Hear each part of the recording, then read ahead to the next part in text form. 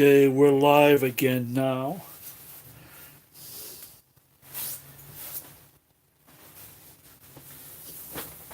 Okay, we're back, and And my camera just went nuts.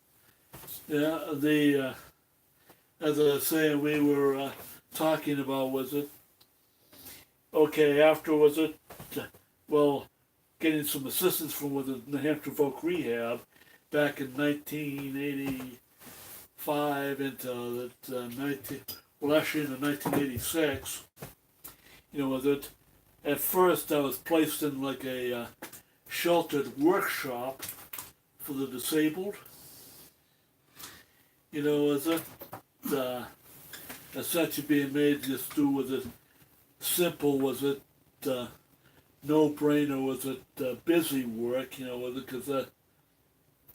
because they had classified me as a mentally ill nutcase, you know, that, that I eventually, I was assisted by one of New Hampshire Folk Rehab's rehabilitation, New Hampshire State Department of Folk Rehabilitation's subcontractors, Easter Seals in Manchester, and they helped me to get a electronic test technician position at a little tiny high-tech company in Manchester that's right off of I can't remember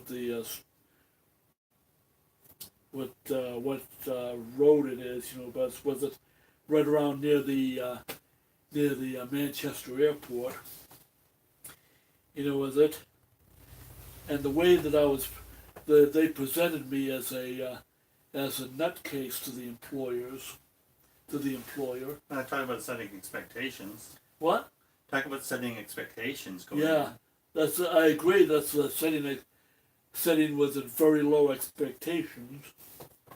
Then the way it was, was that the supervisor that I ended up working for never trusted me one bit. The part you were introduced as, this guy's nuttier than a can of planters. But he has technical skills. That's because that's what most people hear. The first thing that they hear that sticks in their mind, and when you're introduced, is mentally having a mental health issues. You're less than. You're not. That overshadows your competency. Yeah, that's correct. Because that's why I never disclosed on the job competency. And the issue is, at this particular employer, I found glaring defects with a couple of their products. That they were using was like crappy digital design. That they didn't want to take and fix. Access and retrieve with information out of memory cards they were using. Hardware wise. I don't know. I checked my camera. Go ahead. Keep talking. Yeah, and the issue is that they didn't want, the supervisors didn't want to hear it. I found major design flaws. Supervisor didn't want to hear it. The only thing he wanted was 80 circuit boards tested and ready to go out the door per day. And I couldn't meet that. And the issue was that a lot of the problems with the product, with design flaws, which needed more engineering design work to take and rectify. And when anything went wrong, the guy would come out of his office, supervisor would come out of his office, and it deliberately start screaming in my ear, literally. how I was it, screwing up his, company bonus, was it, if I didn't get such and such a number of, circuit boards tested, ready to go out the door, with it, go into, finished product. Finally, the guy said, I order you that they repair like 200, defective circuit boards. He said you only have 3 days to do it, or you're fired. I called him out on his bluff, and he blew me out, had me blown out the door. Because I knew it was not possible. That's the thing. I've been in situations. I've worked in my fair amount of toxic work environments, and that's a common ploy. Is to put you on an assignment they know you're going to fail at, so they just kick you to the curb. Yeah. Even I know if I'm asked to do something that's a little outside my ability, I get, depending on the situation. If I'm in a good work environment and I know I'm solid with the company, I'll be willing to step up. But I'm not going to stick my neck out when I know that my boss doesn't have my back, or that any excuse I can give them, they'll just kick me to the curb. Number two, which was kind of really nasty, this particular work environment, that I had for, the November 1986 to October 1987, which was 11 months,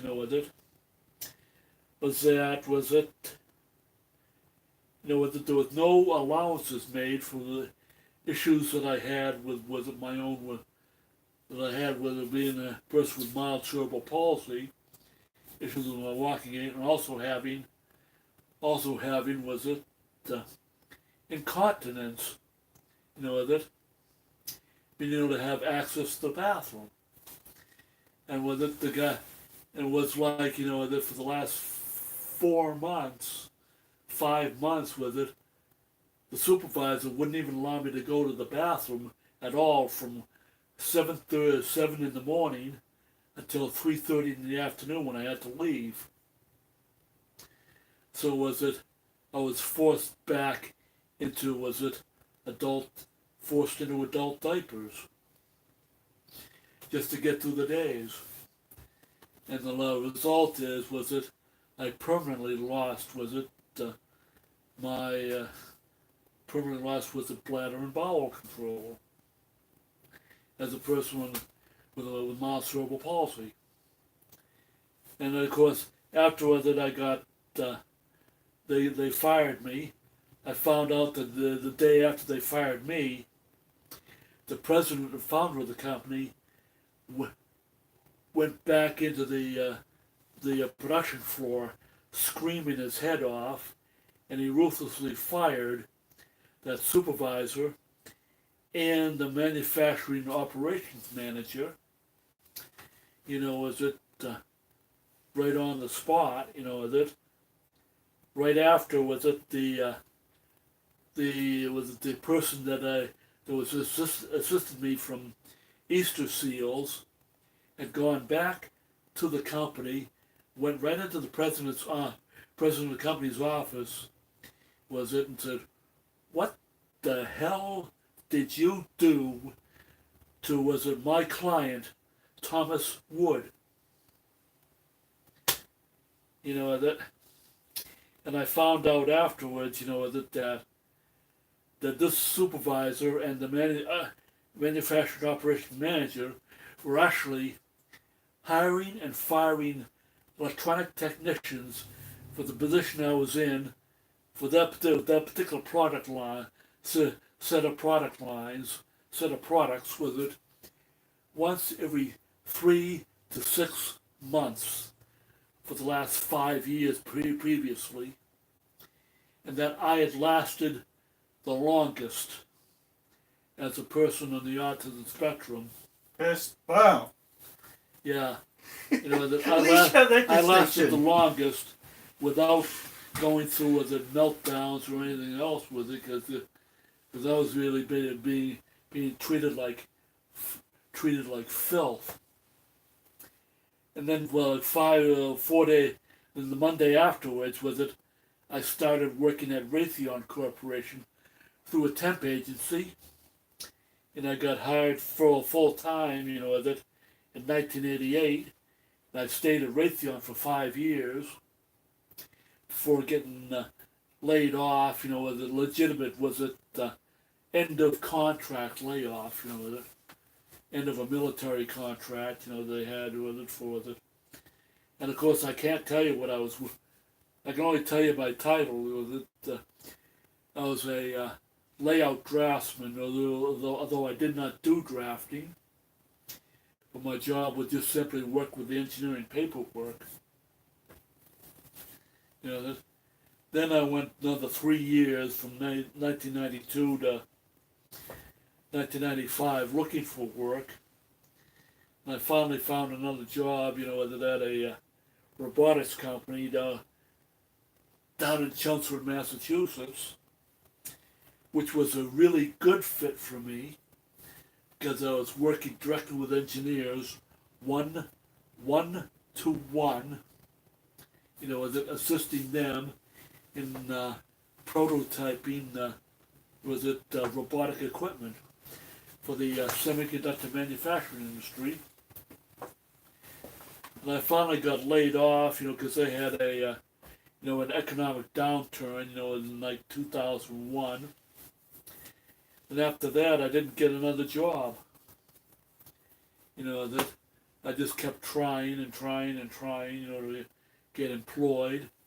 But it was like, you know, that I'm trying to do everything right, contact employers, find out who runs the different engineering department in different employers. You know, sending my resume, you know, with a nice, beautiful cover letter addressed to not human resources, but to the actual persons within the company Hiring managers. who were doing the real hiring. And then I got back, you know, that tried to utilize the New Hampshire State Department of Vocational Rehabilitation Services for the Disabled from 2003 to 2006. The only thing they did was just simply bounce me from one privatized social service provider to another with zero progress made toward any kind of employment. And so when I had a major emotional breakdown, depression episode, you know, unipolar depression episode, and you know, I was thinking about ending it all, you know, 2005, you know, right around the time a week after my birthday. It was then that I was found out that I'm on the autism spectrum. I've always been on the autism spectrum.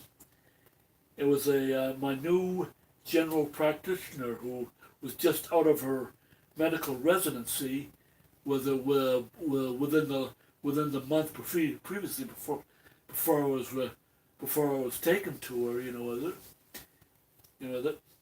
and she you know, that got me initial diagnosis. Then later on in the year, I was sent by a psychiatric social worker for a full diagnostic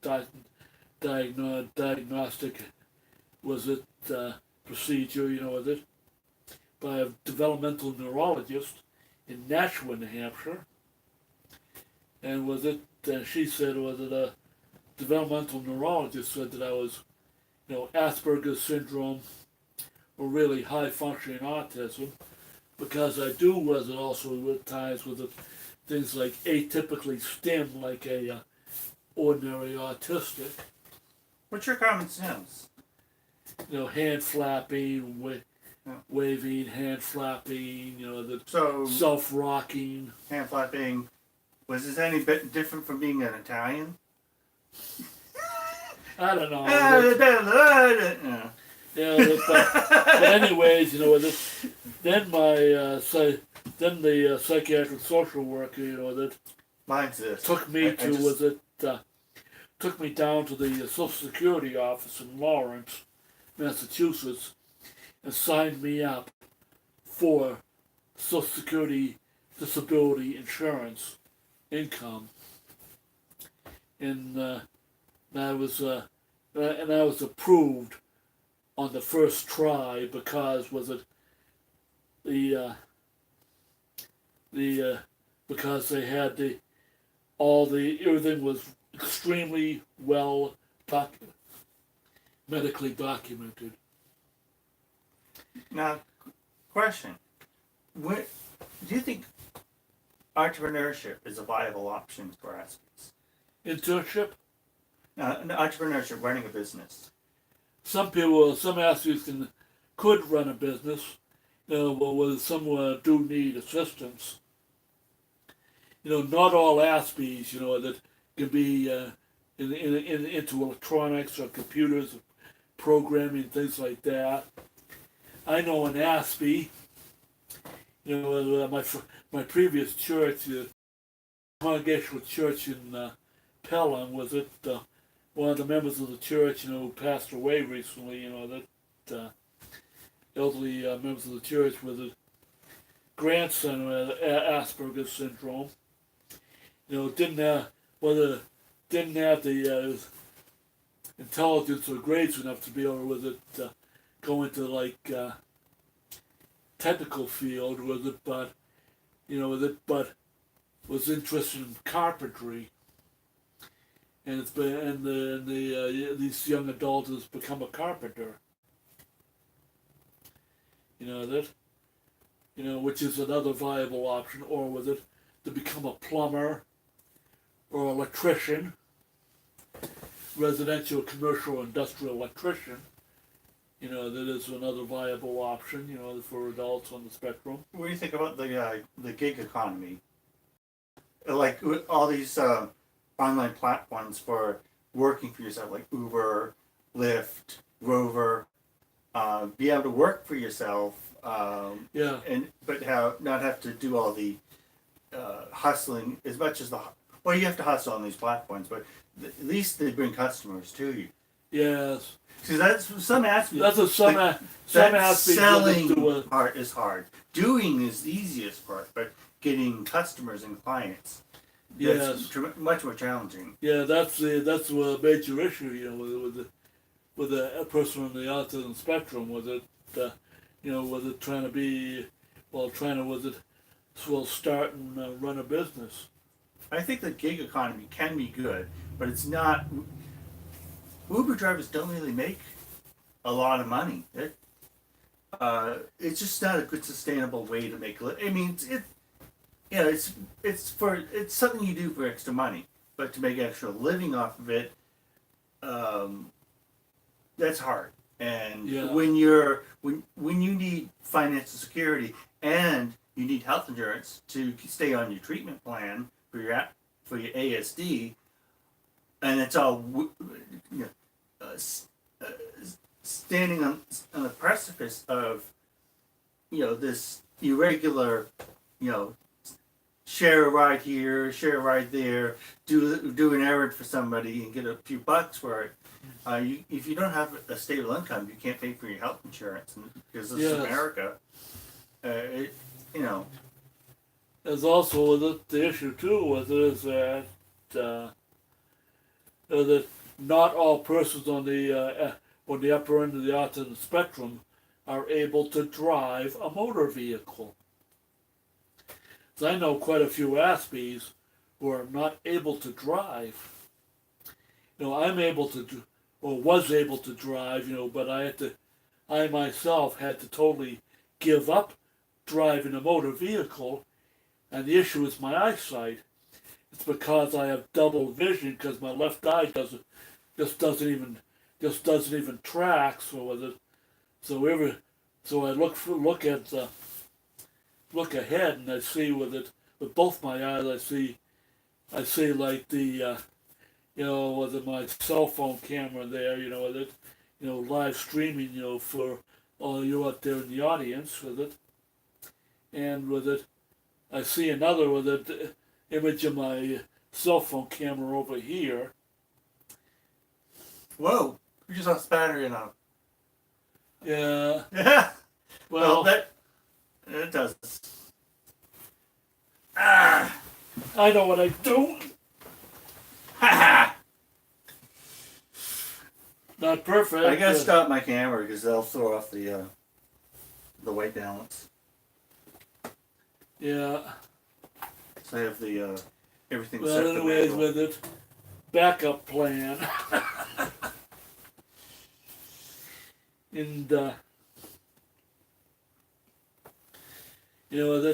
I had to give up driving. As I said, I would give up driving with it because it's that because as it is with my eyesight, even though I could see good, with corrective lenses out of each eye, by itself, that I am not safe on the road.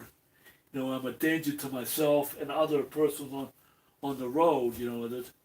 So I had to permanently give up driving a motor vehicle, that this past February. And also with it, the issue too is that when you have a motor vehicle with it, you got to take you got finance payments. All the expenses that go with it. All the expenses that go with it, that you have to pay insurance, liability insurance to keep it on the road, because you really shouldn't have no liability insurance when you're driving. The gasoline, and the maintenance, that, and also too was it back in February, my handicapped adapted was it was a used model year 2010 Ford Focus sedan. It just simply took and had a major malfunction where the left rear wheel, the wheel bearings just simply exploded. And I had to limp off of I-93. Tried to have National Tire and Battery in Salem, New Hampshire, two towns south of me, to take and where I was living, to try to take and fix it, but the fix didn't hold, because the issue was not the guts of the wheel, was with the bearings, the brakes, the pads, and the cylinder. Was that the issue was with, of course, those were all destroyed, the first time around, I limped off the highway at that time in February. But the issue was that the electronic anti-lock brake system just simply was kept with it seizing up the left rear wheel, and the problem was not was the electronics, and the electronics is part of the master computer, that runs the whole damn car engine and all. And it was too expensive for me to fix, so I had to leave the car in the driveway, until May this year, when I drove it one last time, was it cooking whatever was left of the left rear wheel bearing and all the brake drum, the brake shoes, and the whole 9 yards, that over to the Ford of Salem, and sold it back to the dealership along with the whatever was left of the car loan, which I paid which I'd almost paid off. I didn't get anything back for the car, that as far as value, but I had to unload the vehicle, because my brother Nate and I, we had to downsize to move into this smaller 2 bedroom, 2 bathroom was a manufactured home here in Derry. So it was Which is a shame because you're one of the hardest hustling self advocates in our community in this area. I mean, and it was must have been hard for you to lose your ability to get around and do what you do. yeah, because I lost my ability to be able to get to be able to drive myself. Was it over to like the Salem? Or of course now I could go to the Londonderry. Was it Boston Express bus terminals? Take the bus down to South Station and connect to the Boston's MBTA to get around. Was it? But let's say let's go to the back to like the Asperger Autism Network organization. Let's say for one of their the monthly pizza and game nights. In Watertown, Massachusetts. I'd have to first be dropped off at the Boston Express bus terminal. The Salem. Let's say south of me. Right off of Main Street. Then take the bus down to ride the bus down to South Station. It goes direct from it goes from the Manchester Airport, the Londonderry, Derry, Salem, and then straight on to South Station and then to Logan Airport. It's the last stop before it retraces its steps, to go back the other way in the north. And then you gotta take that takes about, depending upon the traffic, sometimes it could be like, they go once every hour, but sometimes, it takes one bus like an hour and 20 minutes, sometimes an hour and a half, if it gets stuck in traffic at the Zachem Bridge and the Central Artery Tunnel in downtown Boston. Then you gotta take the red line all from South Station to Red Line all the way to Harvard Square. Then take the 71 bus, the MBTA bus, to Watertown Center. There's a little like bus depot there. The MBTA bus depot, right there around the corner from Water Street. Where the 51 Water Street, where the Asperger Autism Network has its headquarters. Then you got to retrace all that back. By the time I'd get to get back home. Let's say if I wanted to go to that pizza and game night social event, for Asperger autism adults, I wouldn't get back home until like about midnight. If my brother tries to pick me up, and of course my brother really has trouble. My younger brother has his own eyesight issues. He lost half the visual field in his right eye due to a couple small strokes. He's still on the road, with it driving one-eyed with his left eye. But he has trouble driving at night. But he does do it, with it, but not as but not too often, with it. And also with it, try to get up to getting around town here. Here in Derry, you do have something called the Community Alliance for Regional Transportation that does have a paratransit service. I did try to utilize it once because I needed to take and get to and from here to a bladder biopsy.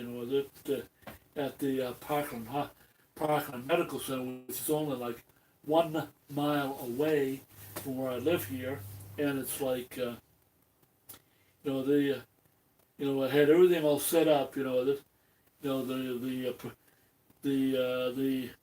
handicapped the paratransit bus was going to come. 12:30. To be able to get me to the Parkland Medical Center.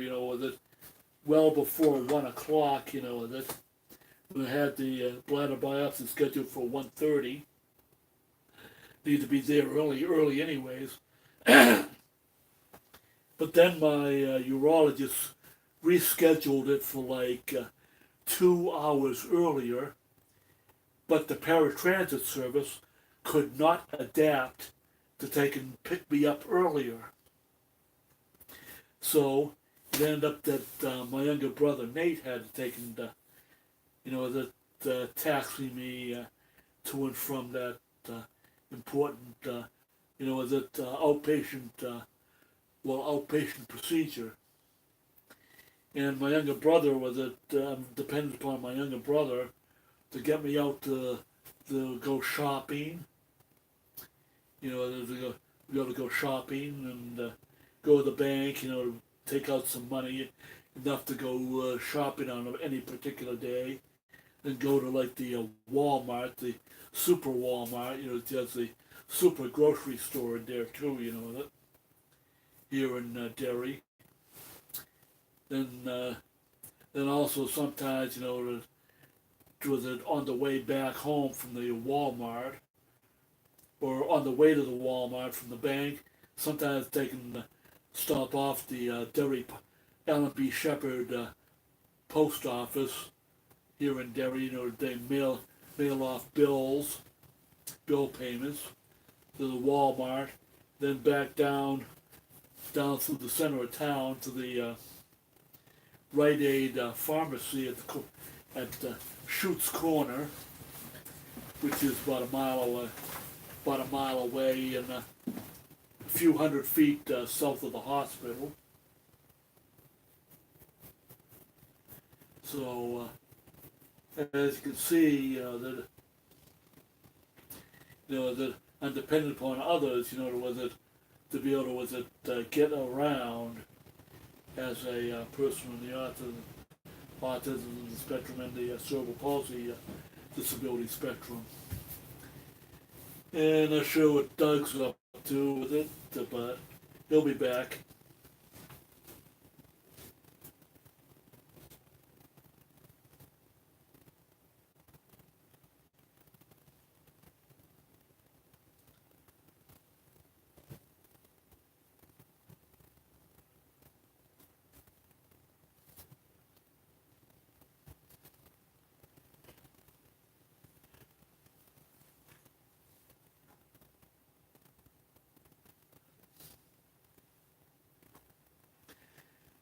Then too was it once a week, as a Sundays I get a ride to and from worship at the First Parish Congregational Church in East Derry, on East Derry Road.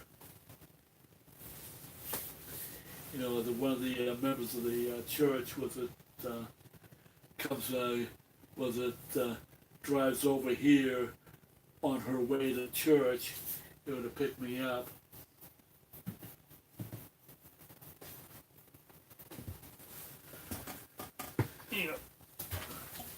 And then coming up on tomorrow, besides going to church on Sunday, one of my church friends pick me up and take me back home. After I get back home tomorrow from church, I have another person that I know through another friend of mine, was going to take me down to, was it Dorchester, Massachusetts, to the Boston Firefighters Union's union hall, Florian Hall. Was it off of the, I think it's the McGrath Highway.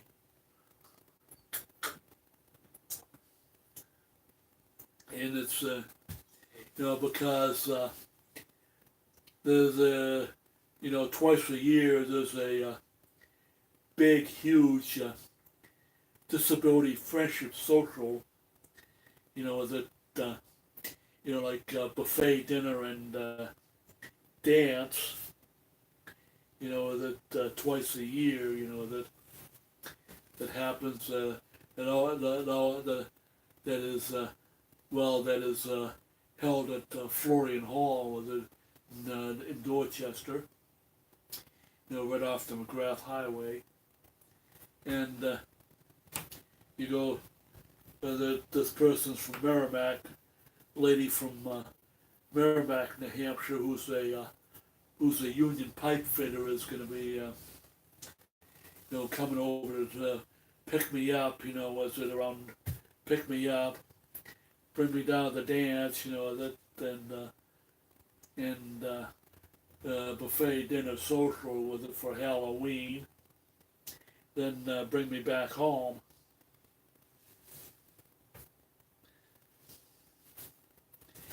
So I at least have some ways of, getting out into the community as a, at my age of 60, I consider myself to be, less of middle age and more like a senior citizen.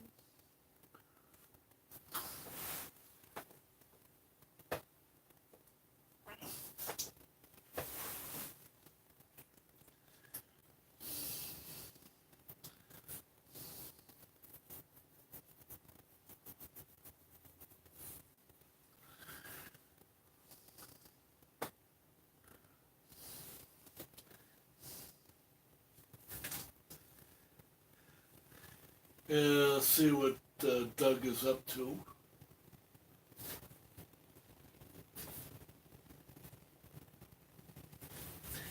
Well, I'll just stop this section of streaming live. I'll restart it when Doug comes back.